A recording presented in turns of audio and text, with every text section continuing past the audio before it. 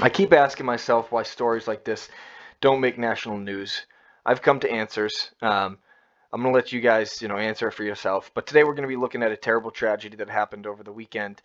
This is a New Orleans man found dead after trying to sell his dirt bike on Facebook Marketplace. Um, so right here we have the victim on the left and we have the perpetrator on the right. Um, so the victim, his name was Joseph Vindel. Rest in peace. And we're gonna jump into the article here. So in New Orleans, a 29-year-old new man was shot and killed Sunday while trying to sell his dirt bike over Facebook Marketplace. Joseph Vindel was known for his outgoing personality and great sense of humor. He recently just earned his real estate license and was excited to start this new career. Um, Unfortunately, Sunday his life was cut short. So, and I'm not going to read the whole article. I'm going to link it in the description. But Vindel had a dirt bike for sale through the marketplace for $2,700.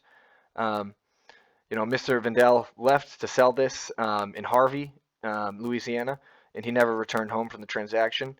Unable to reach him, the family contacted police. The detectives found messages between Vindel, the victim, and Harvey. I should get the full name of the perpetrator. We'll find that in just a minute.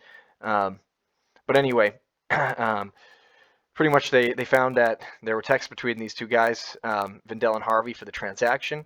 The messages led them to an apartment building where Harvey was at. The deputies went to this location where Harvey was, and they found the dirt bike on the patio. And essentially, what happened was, the detectives made contact with Jalen Harvey. That's the perpetrator's name.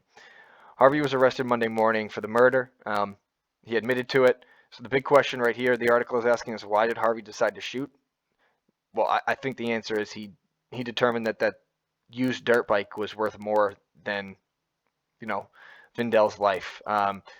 Totally lacked the foresight or empathy needed to handle an adult situation. Absolute monster. Right here we hear the police chief, is it, or the detective say, I don't care what it is. I mean, a $2,800 dirt bike is not anything anybody should be shot over. So really terrible story. What we're going to be looking at is who the hell's covering this story. So if we search Joseph Vindel on Google, I'm going to be using Google because that's the most common one. We see that People Magazine covered it. They seem to be covering more crime that mainstream media doesn't, actually, now that I'm starting to do these videos more. Kiro, local news station. NOLA, New Orleans, local news station. Fox 8 Live, that's a local subsidiary or affiliate with Fox. WSDU, not sure what that is. I believe that's a local station. WWLTV, that's what we're looking at right now. That's a subsidiary of CBS or an affiliate with CBS. It looks like New York Post covered it. So it is actually getting some mainstream media attention if you consider New York Post mainstream media. However, this was the news station that got banned on Twitter during the election cycle for sharing Hunter Biden information. So I consider them they're America's longest running media institution, but at this point they've been considered or smeared to a non news station. So let's look really quick to see if CNN's covering this. Of course, CNN is not covering it. Let's see if Washington Post is covering it. Of course, Washington Post is not covering it. Let's see if New York Times is covering it. Of course, New York Times is not covering it. So what we see here is a classic example of, just ignoring a murder because it doesn't fit the narrative.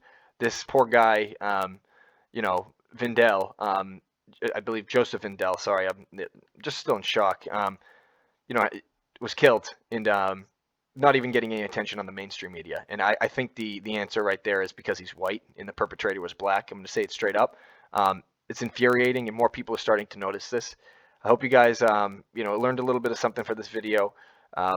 Send your energy, prayers, if you can, to the family. Really bad tragedy. Value everyone you have when you have them, because you never know with situations, especially living in the society we live in today. Thank you guys for joining in, and take care.